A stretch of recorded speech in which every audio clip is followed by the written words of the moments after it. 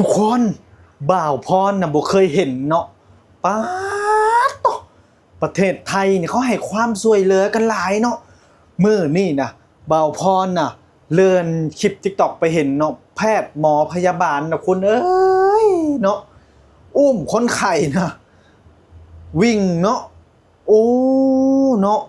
พยาบาลไทยนี่มีความรับผิดชอบสูงเนาะทุกคนเนาะเนาะแล้วก็เห็นข่าวอีกข่าวหนึ่งเนาะทุกคน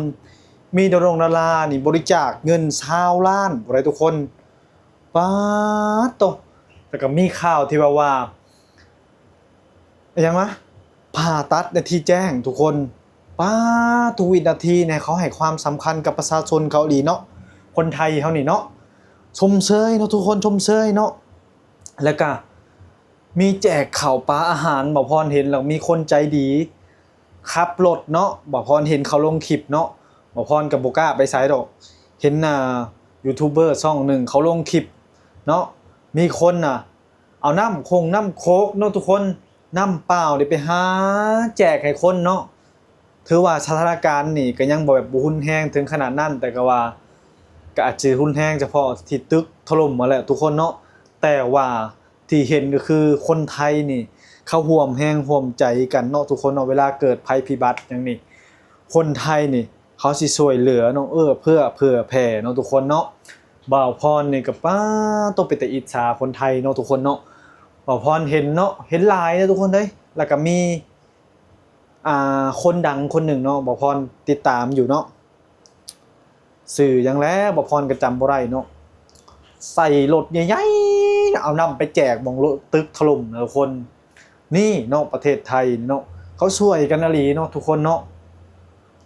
แล้วก็คือเห็นว่าข่าวว่าสิให้ทีมกู้ภัยเนาะทุกคนไปช่วยประเทศเมียนมาเนาะทุกคนเนาะเมียนมาเนี่ยคือ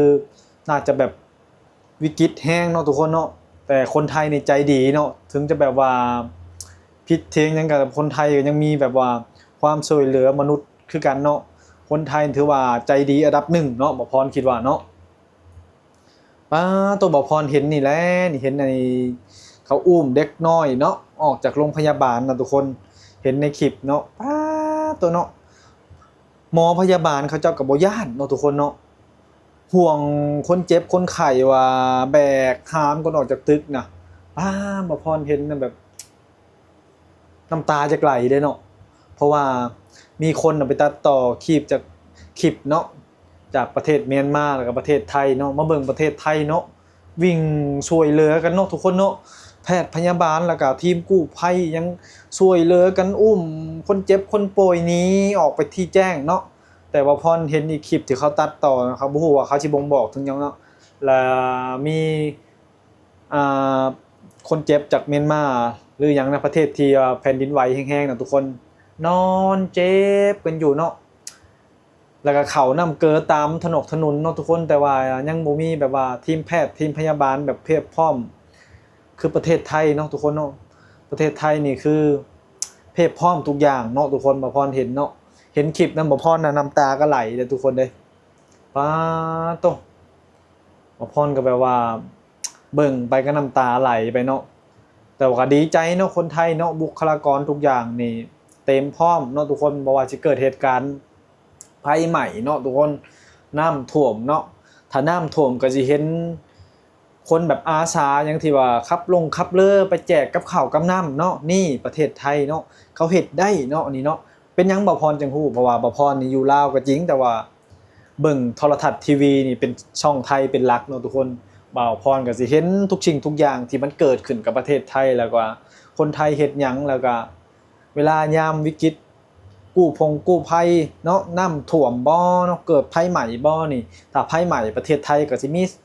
ชุดแบบว่ากู้ชีพหรือว่าชุดให้ดับเพลิงยังแบบรถฉีดน้ำยังนี่แบบเพียบพร้อมทุกอย่างเนาะเนาะบ้านเกิดบ่าวพรนี่จักปีใดสิเป็นแบบนี้ทุกคนเลยตอนเขื่อนแตกก็โอ้ยเนาะแบบว่าชื่อโซเชียลทุกอย่างก็ยังบ่เพียบพร้อมเนาะทุกคนอินเทอร์เน็ตก็ยังบ่ดีพอเนาะบ่ค่อยสิเห็นภาพยังมากมายโอ้ยเนาะมาเบิ่งประเทศไทยแม้กับตอนว่าตึกถล่มตึกหยังก็ได้เห็นได้หยังเนาะโอ้คนไทยนี่แบบว่า พัฒนาแห้งเนาะทุกคนโอเคเนาะทุกคนคลิปนี้ก็บ่มีหยังหลายบ่พรแค่ว่าแปลกใจนี่คนไทยเฮ็ดได้เนาะคนไทยเก่งเนาะทุกคนสามารถยามวิกฤตนี่ถือว่าช่วยเหลือกันได้ทันเวลาเนาะแล้วก็ข่าวสารโซเชียลนี่ก็ไปไวเนาะทุกคนแบบว่าข่าวโดนTikTokทีวีนี่ปึ้งแจ้งเตือนขึ้นมาแบบว่าเกิดเหตุอยู่หันอยู่หนีภัยใหม่หรือว่าเป็นหยังเนาะประเทศไทยนี่เนาะทันสมัยแห้งเนาะทุกคนเนาะคลิปนี้ก็ขอบคุณขอบใจผู้ใดเข้ามารับชมบ่าวพรเนาะฝากกดไลค์กดแชร์กดติดตามบ่าวพรเด้อครับทุกคน